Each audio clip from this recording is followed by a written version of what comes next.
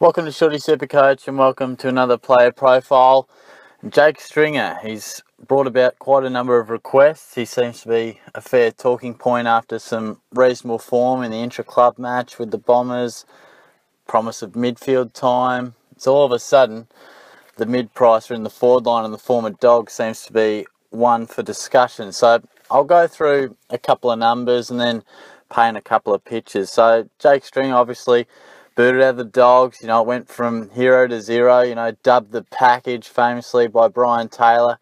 And he still does have everything that you can do with the package, but he didn't show it too much last season and in dramatic fashion was booted from the Dogs after being in the premiership side of 2016. And look, he was questioned as a person, as an athlete. His personal life was brought under the microscope, and thankfully for him, he seems to have a fresh start at the Bombers, which is exactly what he needs. He'll be 24 very soon, 89 games under his belt, a few SuperCoach averages, 2013, his debut season, 46.6, then 69.3, 78.8, 2015, All-Australian, 75.4 and 64.8 last season. And quite interesting, that All-Australian season.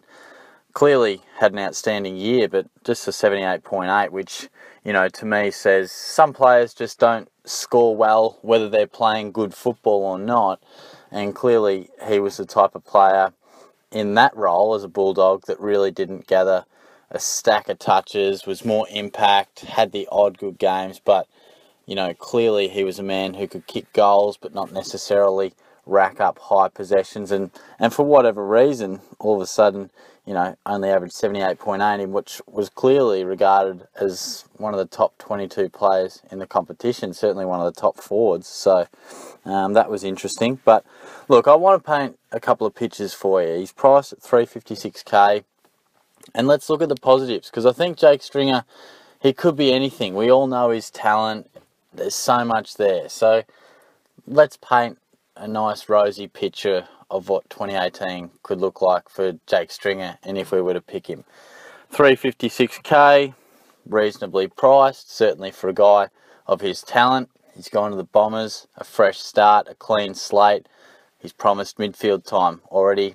Midfield coach Hayden Skipworth has come out and said 70% midfield time's what we're aiming at for Stringer, 30% in the forward line. Does need to get his tank going a little bit, but that is where we're at. We want him to build that tank. He's an explosive player, talent to burn, and we have seen that. I think ever since he started his career, he was always thought about as not necessarily a key forward, because he is 192, 92 kilos, but the Dogs needed a key forward.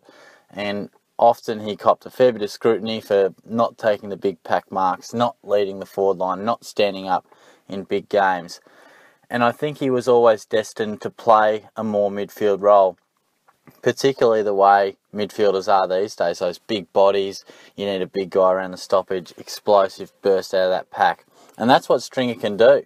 In a perfect world, we could see Stringer get that midfield time, brush aside what's been a dark 12 months for him, new colours, new club. All of a sudden he fills a role in the midfield that's been vacated by Joe Watson. Brent Stanton has also left. There's opportunity for him. There's no questioning his talent. He is a player that can just be extremely powerful from the stoppage. We've seen a few clips on Twitter, that big tackle he laid, that big goal he bombed from outside 50. Taylor did dub him the package for a reason. He's got all the tricks. It's just a matter of us seeing them regularly and on the same day. So what could we see SuperCoach-wise? Well, if it all clicks together, I think we could see something in the 90s. There's no doubt about that. If he's playing a fair bit of midfield time, then we know that's an extreme tick. So he could average somewhere in the 90s, as well as being a player who can hit the scoreboard. He's not going to have any trouble holding his own in the contest, being such a big unit. And I think he has shown at times running off the back of the square. I remember that passage of play with the Dogs where he just got it on the way through the stoppage and just burnt off players and went through them. It was unbelievable. So there's no doubting what he can do. And I think if you want to look at it on a very favourable point of view in terms of Stringer and what he could do, well, 356, we're getting all of that. He's getting the opportunity that's been promised. I think all going well, I could envision an average in the 90s, all going well. And all of a sudden, he holds his end of the bargain for the first 8 to 10 rounds. We get to the buys, we assess how he's going, we assess the other forwards and prices, and he's averaging well enough. We could maybe keep him, and he's gone up in price, and if there's better options around or he's showing signs of slowing down, then we can trade him off. But I think that is what he's capable of, certainly an average in the 90s, given they have publicly said they want midfield time from him. Now let's paint the worst case scenario, or the negative point of view. 356, extremely awkward. Very difficult to pay that amount of coin for a guy who has been so inconsistent for his entire career. He's a massive risk. If it goes wrong, if it busts, then all of a sudden that mid-pricer can really hurt you, because that's why we go guns and rookies. I mean, the mid-prices, it takes a lot for them to be a good selection.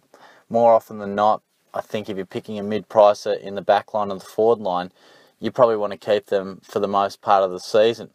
And in the midfield, they're probably a stepping stone to a greater premium. But I think if it all goes wrong for Stringer, and what might that look like? Well, he might not build that tank up. We always hear in the pre-season that, yeah, he's flying, he's playing more midfield minutes. Oh, it's going to be great to get a bit of this in there and a bit of this fella over here.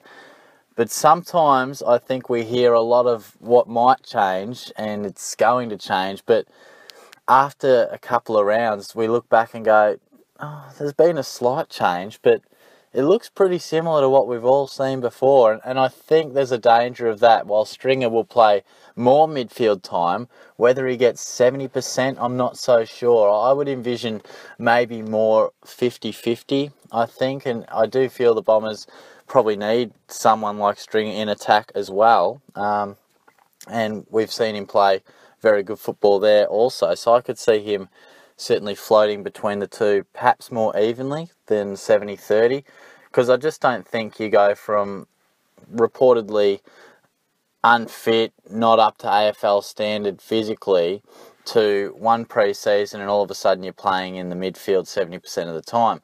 AFL footy doesn't work like that. I think he might need a couple of real good pre-seasons, because by all reports he trailed off a fair bit. So, I'm not here to say whether he did or didn't, but that's the reports. And you've got to take into account his scoring over his career. I know he has been playing a forward line role and a different role, but it's got to still mean something. It's got to mean something. And when it's as damning as it is, the bloke's biggest average is 78.8 in what was a very good season. He was All-Australian, as I said. And 89 games he's played, he's hit the 100 mark 10 times. That was amazing. I was quite surprised by that. Now, obviously, most of those came in 2015 and 2016, but some people just don't match up well to fantasy scoring. Just by the way they play, sometimes it just doesn't marry up. They've played a good game, but they've scored 89. It doesn't always marry up. And then you get some players that you go, oh, it wasn't his best game, but he's hit 101 because he's a bit more of an accumulator, or he had a good game on the tackles and that sort of thing. Sometimes SuperCoach points doesn't exactly correlate to how good they played. It's a pretty good indicator, as we've seen with champion data, but not always. And I think sometimes Stringer has played great footy and it hasn't always been reflective on his scores. So we've got to take that into account. Perhaps you might be saying, well, Shorty's playing a different role now. That doesn't mean that much. And that's fair enough, because he is going to play more midfield time, which is, we all know, where the big points are. So maybe that isn't one of the big factors, but I think it's something to think about. And look, just Stringer as an identity. I think we all look at him and we just see him as X factor. He could be anything. Will he be something? Will it be this Saturday? Will we see it next Sunday? I'm not so sure. I'm not so sure where we stand with Stringer sometimes. He's so inconsistent, just the type of player he is. And another thing that concerns me in terms of this midfield talk, there's no doubt he'll add power and explosiveness to the midfield. But what we haven't seen yet is midfield craft from Stringer. And I'm not sure how much footy nous he has. I'm sure he's a smart player, but perhaps a different type of nous. I don't think we've seen too much craft and finesse from him. To put it in tennis terms, I think what we see from Stringer is a lot of big winners from the baseline and smashing down serves. But we don't see too many slices off the backhand, follow it in, and a nice little touch volley. We don't see too much craft and touch around the net, little drop shots. It's all bang, crash, belting winners, huge topspin. That's what I'm sort of seeing with Stringer, and you need that craft through the midfield just to know your way around a stoppage. So there's a couple of pitches. I got off onto a little bit of a tangent in certain periods of those, but I tend to do that. So there's a good and a bad pitcher. So you're probably wondering, stop blabbering on Shorty. What the hell do you think of him? Are you going to pick him, mate? Where am I at with Stringer? It would take an enormous pre-season, some extremely impressive JLT matches for me to pick him. Even to pick him to get close would take a lot, because I couldn't see myself trusting him. I really couldn't. I just don't feel I could trust him and pay that sort of a coin. 356 is cheap for what he's capable of, but I'd almost like to be just almost picking him and not having much risk at all. I'd love it if, it's all hearsay, but it'd be great if he was around 250, 260.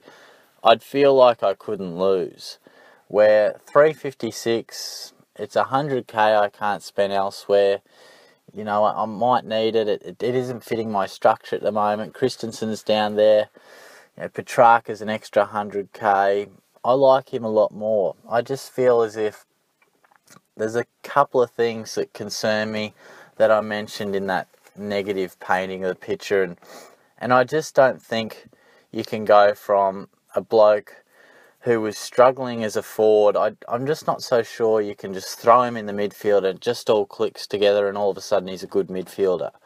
I know he's extremely talented, but I could see him having some really good games and kicking some unbelievable goals, bursting through the stoppage. I think his 2018 highlight reel will be great, and I think we could see some big games. I think his average will go up, but I don't know if it's going to be enough for me to pick him, and the risk is just too much. I think we'll see a lot of highlight package stuff, as we always will with Stringer. I'm not sure we'll see just enough of the reads it off the hit out, handball off to Dyson Heppel. That's nice and simple. That's not on any YouTube video, but it gets you a good amount of points. Just the first touch out of the clearance, dish it off, effective handball. That's nice. It's not pretty. It is what it is. It's just a simple little clearance. I'm not sure we'll see too much extreme work rate pushing up and pushing back and just getting an uncontested mark and then a nice disposal into the corridor, effective kick. I just don't know if Stringer will have the tank to be a full-time midfielder, and therefore I can't see myself going with him. I don't think he has the midfield craft yet. I don't think he can just learn that in 3 to 4 months, and that's where I'm at. I just don't think I could click on Jake Stringer and put him in my team. I'm just not so sure I could. It's just a huge risk in my opinion. There's a lot that could go wrong, and there's a few other players I just like more than him. You go to the back line, I'll wait and see what Brayshaw does, but at the moment, I like him more. Pierce Hanley, go up a little bit. Again, it's pre-season time, haven't seen a game yet. We'll wait and see what he does, but I like him more. Christian Petrarca, I'm a huge fan. I like him more. Alan Christensen, big fan of him if he gets his body right. I like him more. Even Jager O'Meara in the midfield. If I'm picking between the two, I'll probably go on O'Meara, to be honest, because he's a bloke that I know can score and he's destined to be a superstar if he can get those knees right. Pretty big if, but he is flying at the moment.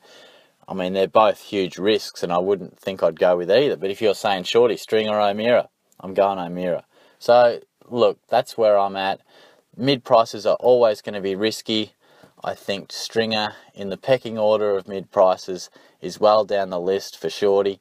And look, I couldn't see myself going with him. If he comes out and is extremely good through the midfield, shows me that he can do a couple of things I don't feel he'll do. He looks fit, lean, covering the ground well. Then maybe we've got another story. Maybe I'm going to have to revisit this. But at the moment, I just couldn't see it happening. I couldn't see it happening. So thanks for all those requests, and this video has gone perhaps one of the longer ones, but hopefully you've made it to the end, because I think he deserves a fair bit of discussion, because I think a lot of people are thinking about him, a lot of people are talking about him, and I wanted to give it a reasonable go. I probably needed more than 8 minutes to really discuss it, so I thought it'd be worth really dissecting some of my thoughts, because he's a perfect discussion point, because he has a lot of pros, a lot of cons, and he's priced in the most awkward of situations. So it does make for a fair bit of debate. So let me know where you stand. Let me know if he's in your team at the moment. Do you need to see a bit more through the pre-season just to get you over the line in terms of selecting him? Let me know. But thanks for tuning in. Subscribe away. We're flying with the subscribers, which is great to see. I'll look to take a view towards some of our ruck options over the next couple of days and just where I'm at with a few of those players. So stay tuned for that, and I'll talk to you soon. Cheers.